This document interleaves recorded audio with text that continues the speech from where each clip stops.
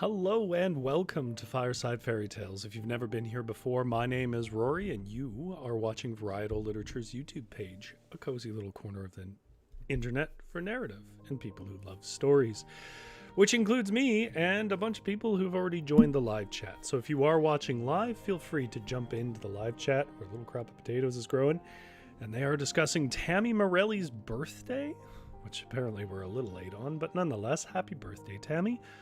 I'm glad to hear you had a good time. Here's to a better year ahead than the one behind.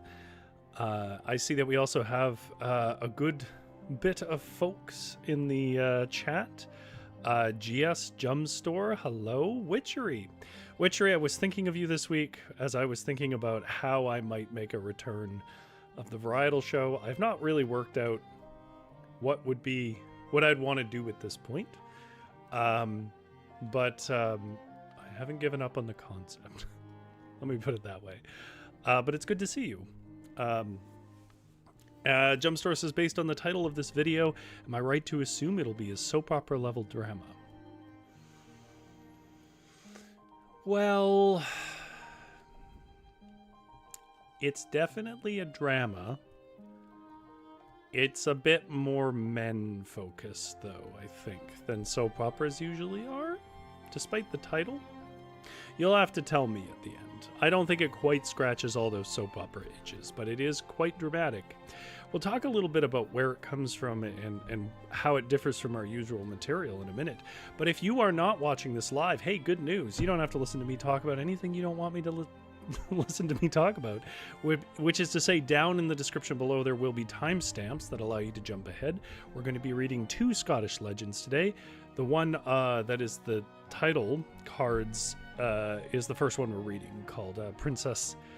I found a lot of different ways to pronounce this name, and I didn't find any definitive way, but Princess Thyra, or Bira were some of the ones I found of Ulster and her lovers, a story from Loch Moray.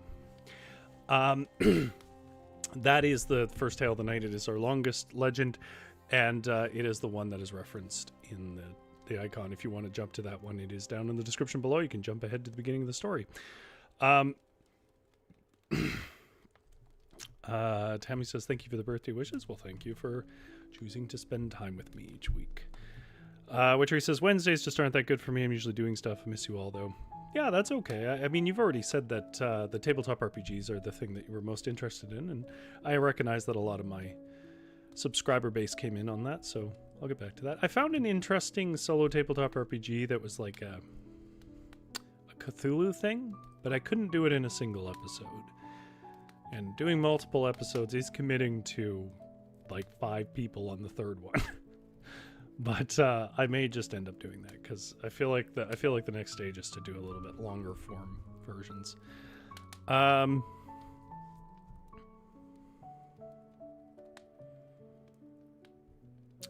GS says, where is Uncle Kitty? I watch visual, but there is no Uncle Kitty to tell. Oh, he might be here soon. Witchery says, I actually really like Folklore too. Oh, okay. Well, that's good to know. I didn't know that. Okay. Enough of my blabbity blab. Let's talk about tonight's tales because they are of a different nature than I normally read. But first, as you know, our never to be sponsor, Zevia. When they hand you a Zevia, you'll say, is there anything else?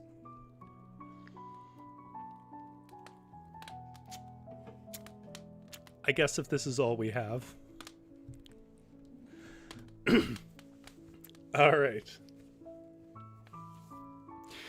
The following tales are Scottish legends.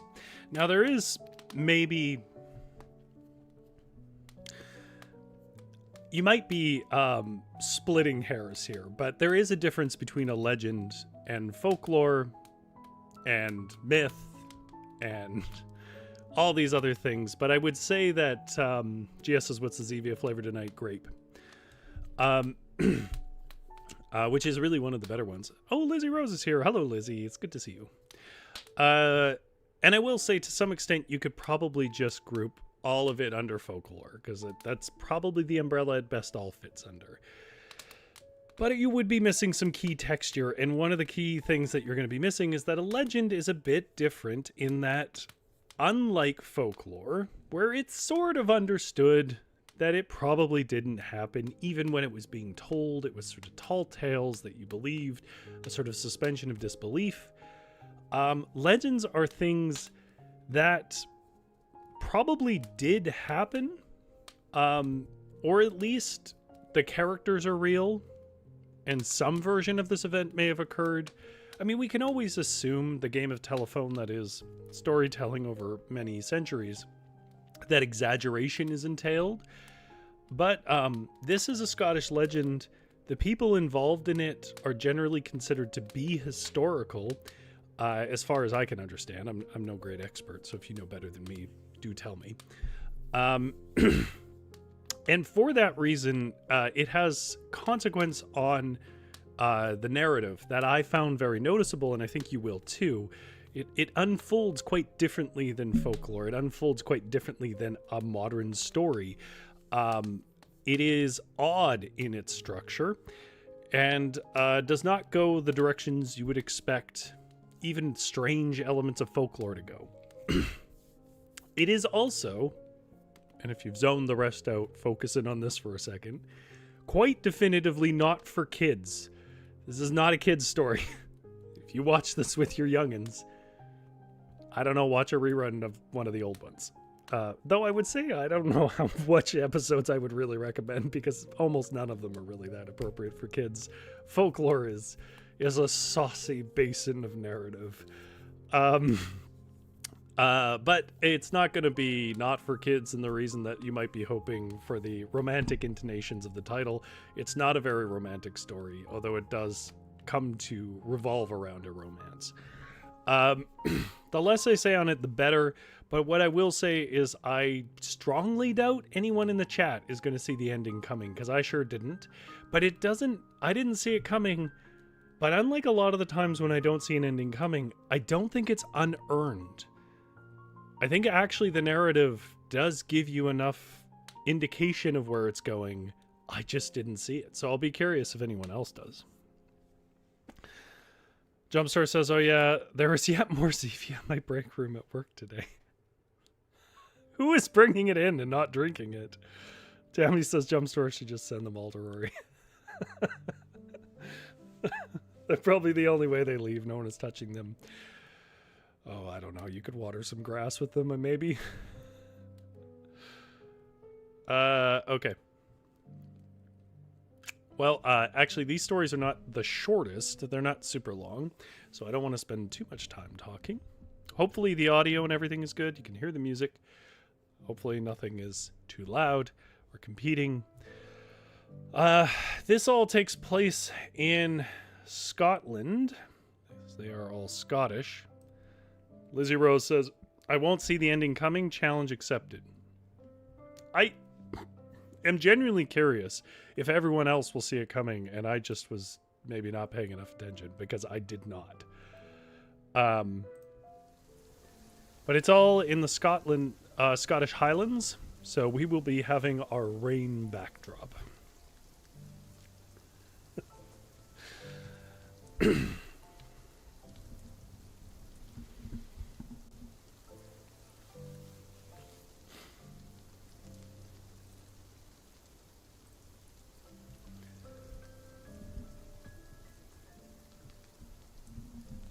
Jumpstar says, I think the grass would die because it's not even fit for dirt. You know, honestly, it's basically water.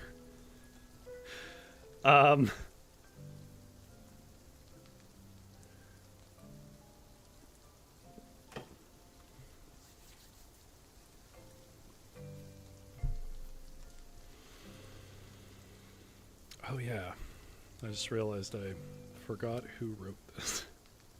Let me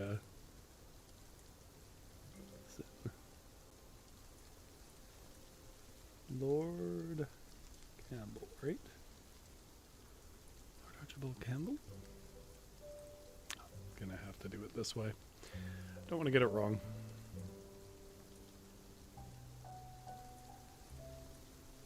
Oh, no. John Gregerson Campbell. That's right. I did know that.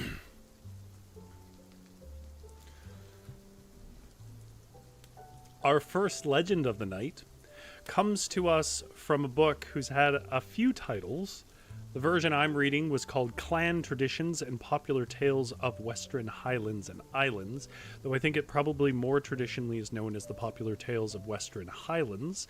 It's a book you can get for free from the 19th century, put together by Gregory, I already forgot. Greg Gorison Campbell. It's one of those names that doesn't stick in my head. And the first story is Princess Thyra of Ulster and her lovers, a story of Loch Marie. At one time, the King of Denmark is said to have sent his son to the Scottish court along with 6 others. For those who are reading along, you see how there's brackets? There's some Gaelic words there that they're highlighting. I don't speak Gaelic, and it's very hard to find pronunciation guides for Gaelic, especially some of the older language here.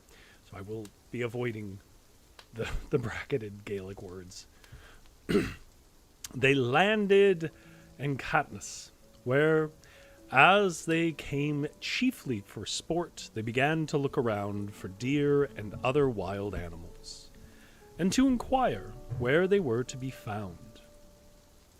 They were told that all animals of the chase had become scarce, since more people had come to that part, but that in the neighboring parts of the country, especially in Rossshire, they were still numerous, and if they went there, they would get abundant sport. Which is a very long-winded way of saying they came to hunt. They went, and while they remained, lived in a house of the Mackenzies near Loch Marie. One day then, when following deer in the hill, a young prince got separated from his companions, who each and all found their way safely home. When he came in sight of the house, being fatigued, he sat down by the roadside and fell asleep. He was awakened by the sound of voices, and on looking he saw 2 men, one of whom was young and the other old, coming on the road towards him, with a young woman walking between.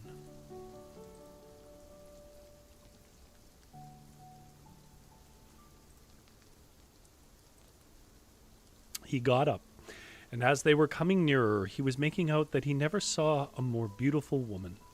He stood before them and spoke. The old man said, "You're doing wrong in delaying us on our way."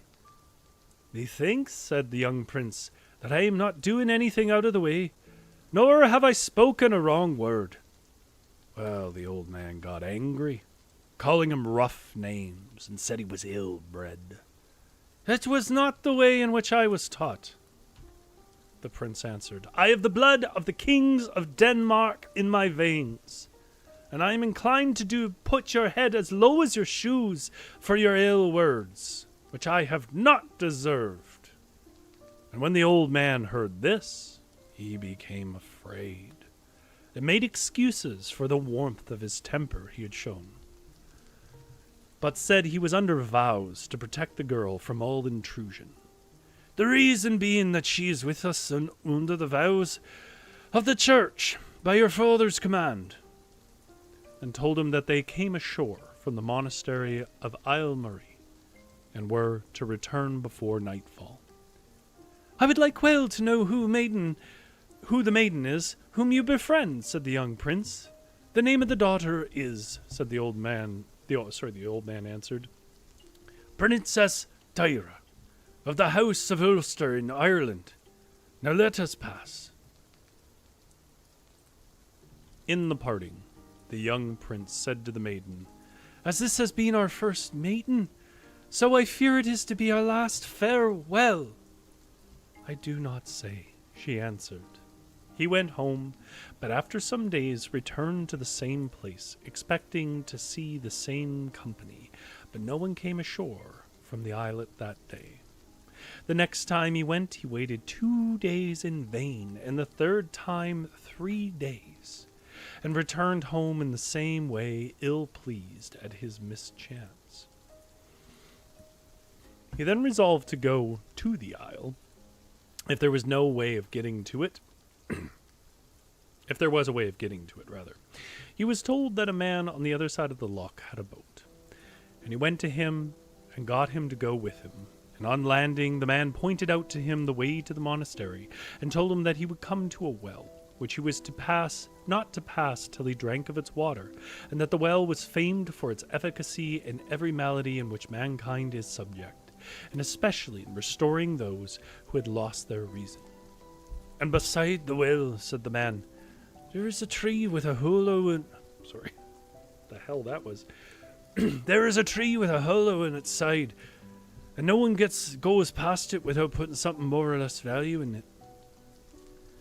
The youth went ashore, and heedless of tree and well, reached the house and demanded admittance on the first door he met. When asked what brought him or why he came, he said he came to see the Irish princess. He was told that could not be. He then asked if there was anyone in authority of whom he could make the request, and was told there was the oldest of rank in the monastery, who, when he came, said, "No! You cannot see the princess!" And the young man then told who he was, and said, "If I want her for my wife and she consents, can you prevent the union?" "We'll leave the matter to her own will," said the old man. She came gladly, and the prince spent that day on the islet. Before he left, she said, "I have a doubt in this matter." "What is it?" he asked. "It is that I never saw you but once before now, and neither did you see me. And if love comes quickly, it may go as quickly." "You know that from yourself," he said. "No," she answered. He told her to look at the evening star, which was to be seen in the southwestern sky, and said, "As truly as that star shines on yonder hill, so truly do I love you." "I have another doubt," she said. "Your doubts?" "Your doubts are very many," he said. Her doubt was that Red Hector of the hills, as he called from being among the hills day and night, would be a dangerous foeman if he met him on his way. He returned and landed, and having cause, as he thought, to be pleased with the events, was going on joyously and light-hearted, whistling as he went along.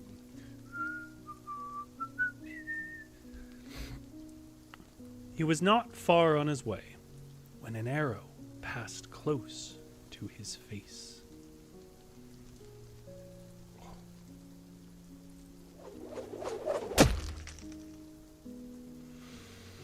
The next one stuck in his bonnet, and he stood looking about him and saw a big man standing beside a rock that was at the roadside before him. "What sort of man are you?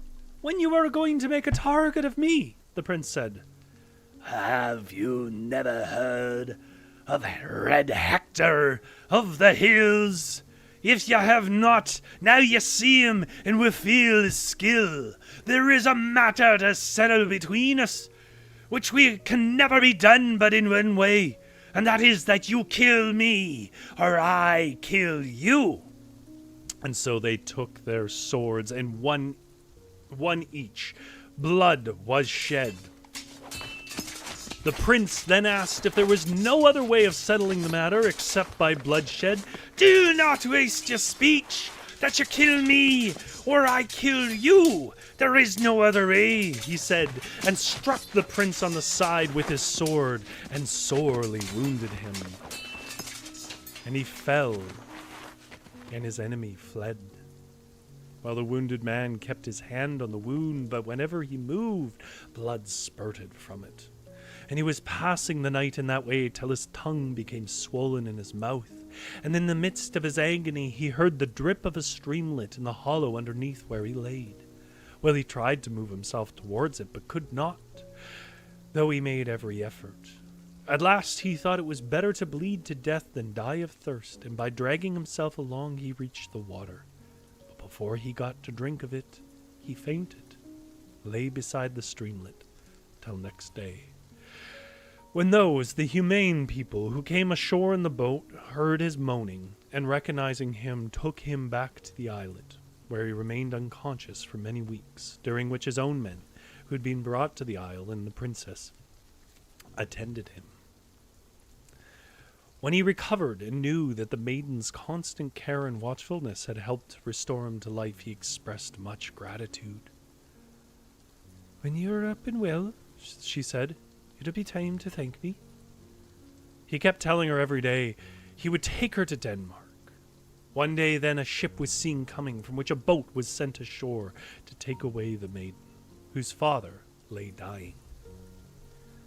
"Will you return?" he said.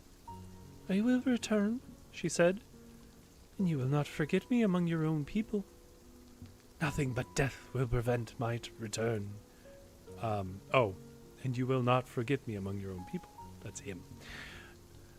"Nothing but death will prevent my return," she said. She went away, and nothing was heard of her for many days. In his impatience, the prince sent men from day to day to the top of the highest hills to look for the ship. And at last they saw 3 ships coming. The first had the royal flag of Ireland on its topmast. Some time before the maiden left the islet, the prince one day went on land, met an old man who intercepted him. I do want to pause because this is a bit of a strange storytelling structure that I think is, in modern times, it's easy to get lost on. I see this sometimes. They've described the story, the next event, they're pausing it, and they're going back and describing something that occurred in that way.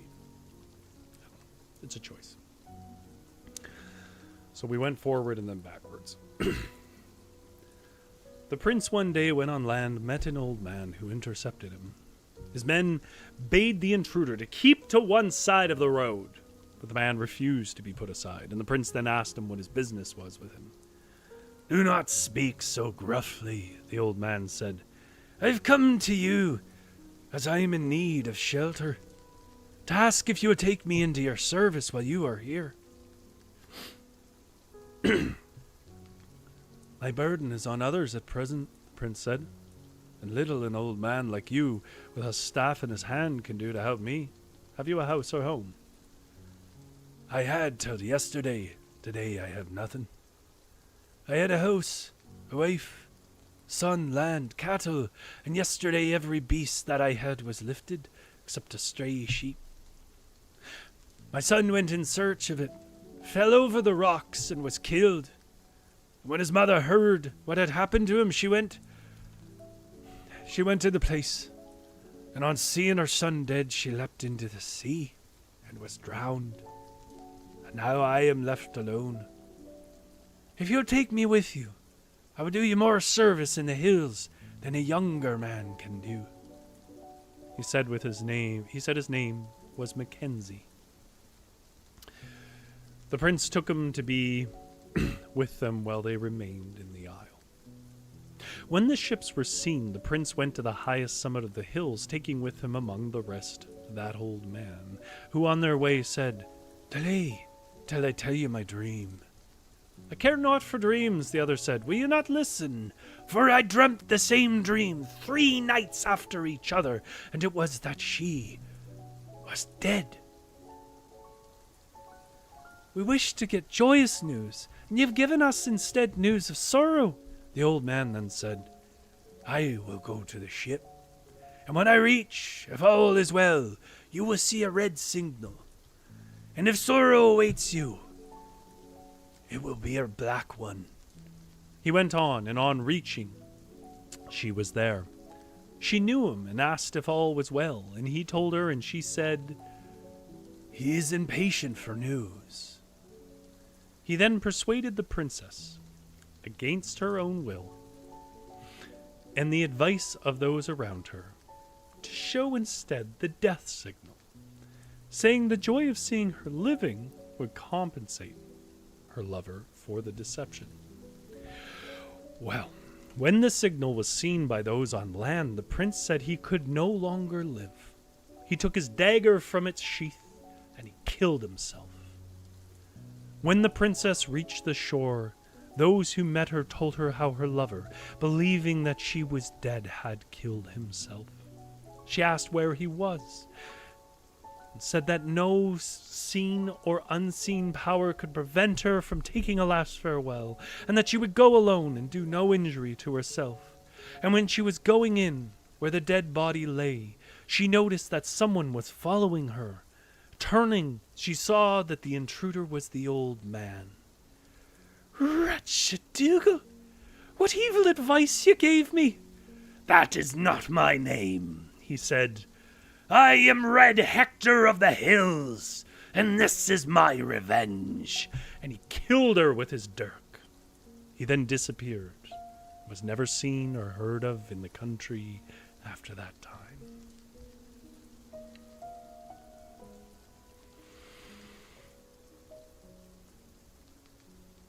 I don't see anyone guessing that Red Hector came back as the old man, so I'm going to guess people didn't figure it out.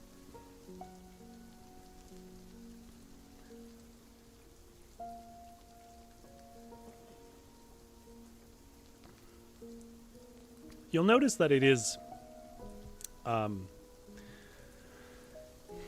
I've thought about like how you can feel it's a legend and not a folk tale.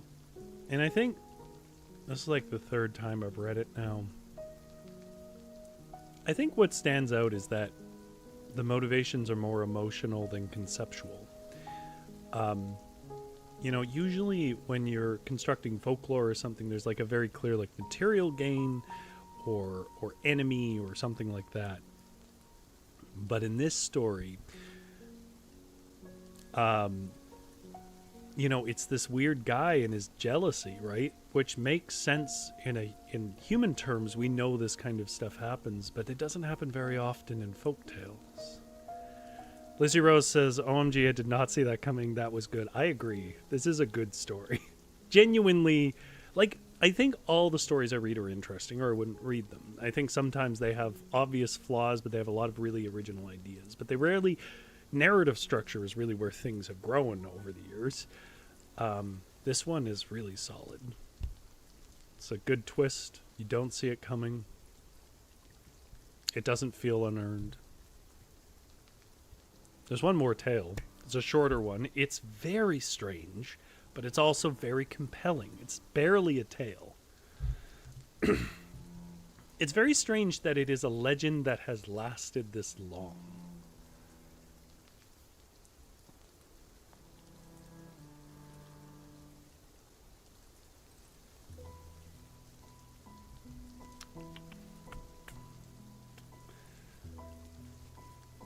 All right.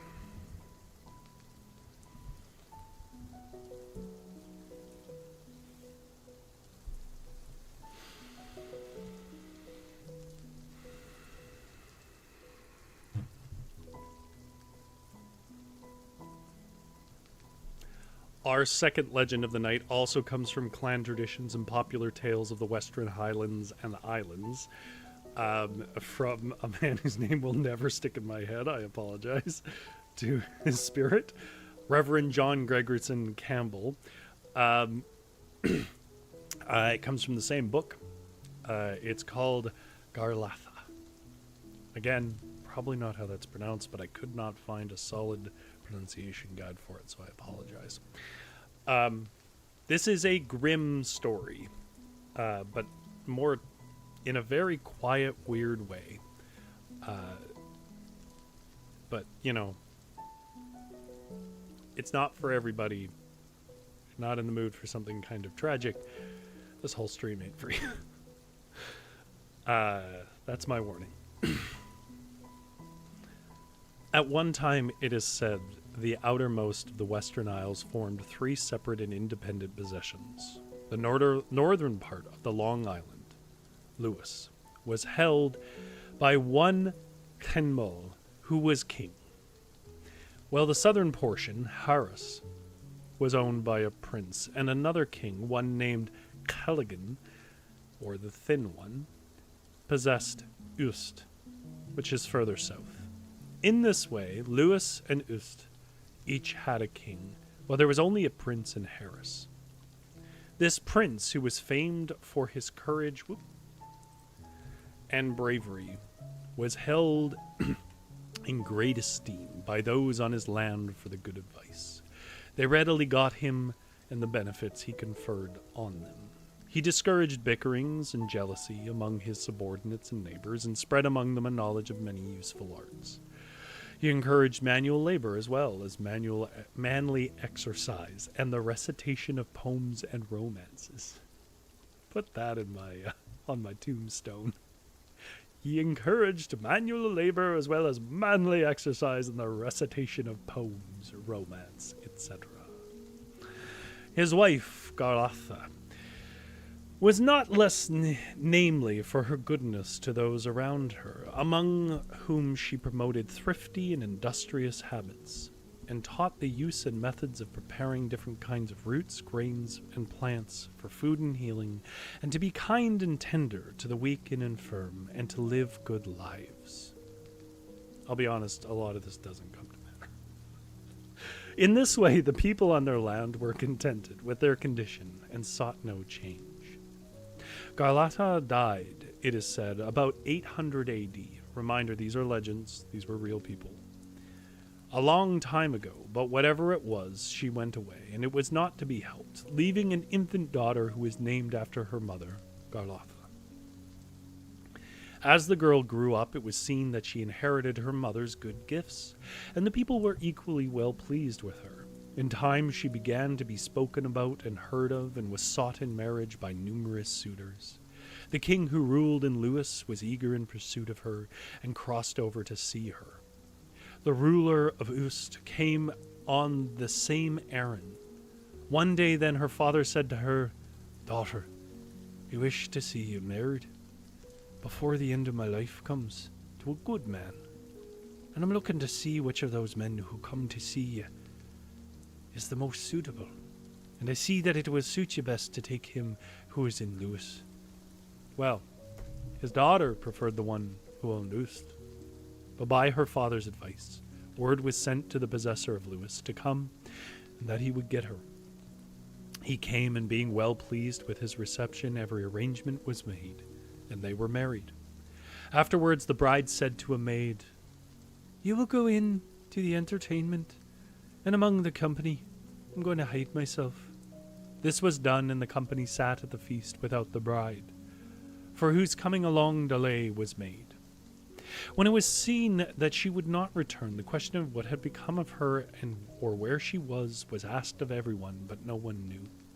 The maid was asked, but she had not any knowledge or tale to tell of where the lost one was to be found. The time was passing, and search was made outside for her, but she was not found. Then they looked for her from place to place where it was possible to find her, but without success. The night passed, leaving the feast untouched and the guests cheerless. The next day the search was renewed along the shores and among the hills and in every direction from day to day, till there was not a spot between Barrowhead and the butt of Lewis where a bird could sleep that was not searched. But there was no trace of her. The father continued to wander about, searching in vain, for many years after all hope of finding her was dead, till at last he was seen to turn every leaf he met with his staff in his hand, and even to look under ragweed. He died, and she was not found. The place, Harris, was then 200 years without anyone to own it. MacLeod then took possession of the country and began to build new houses. The old dwellings had become uninhabitable, the roof had fallen in, and when clearing out one of these, an old chest was found, and on lifting it, the lower part remained on the ground, and within it the skeleton of a woman resting in it, each bone according to its place, and by its side the wedding ring, as new as it was on the day it was put on her finger, with the name Garlatha engraved on it. And from that the story came. Now, I think what's interesting about this legend is it's not really obvious what happened. And again, that's very legendarium kind of stuff. Because in folklore, it's you have a god's eye view of things, and so they make sure you understand motivations and thoughts of things. But in this one, she just disappeared. Like, it's not clear if she was hiding in there and accidentally locked herself in, or if she took her own life and left herself in there. It's hard to say. But it is a tale that sticks with you in a strange way. Jump store, completely off topic, but while I was cleaning out my kitchen cupboards for Passover, I discovered I had a lot of cans of pumpkin puree, so I'm going to be making a lot of pumpkin dessert on my days off. Well, I hope you enjoy your days off. I want to make pumpkin scones, pumpkin cobbler, pumpkin cake, pumpkin cookies, and pumpkin pudding. You sound like Samwise and with his potatoes. Cake 'em, cobbler 'em. Put them in a flan. Well, there you go. Those are two legends from Scottish history. If you are interested in this book, and it is an interesting book, I will read. It does have actually just folk tales in it, and beast fables, and all sorts of things from the Western Highlands. I will be reading more of that stuff, but these are the two historical legends that it chose to print. And I don't think I've ever really read a lot of legends. I mean, you could argue that the Faust stories were legends, and that starts with an S. I can't think of his name. The one I think from either last week or the week before, or several weeks before, but I think it was last week, where it was also a real person from Iceland. You know, those are sort of legends, but these are definitely legends, where like they're oral histories basically passed on. Exactly how much of it is true is hard to say, but they certainly don't do anything that would indicate they aren't true.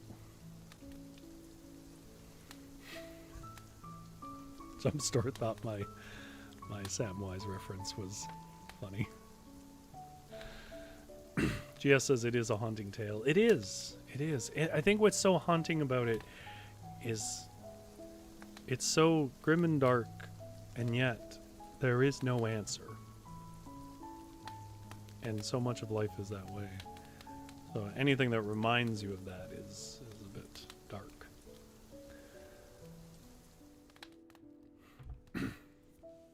Well, anyhow.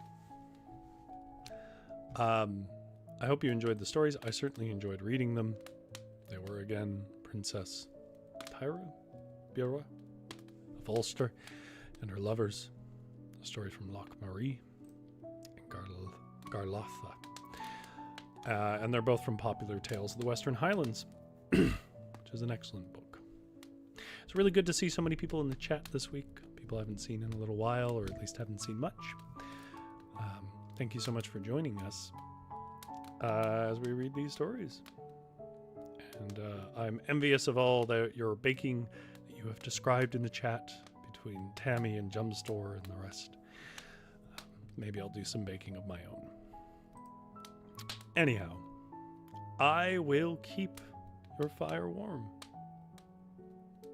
You have yourself a good sleep.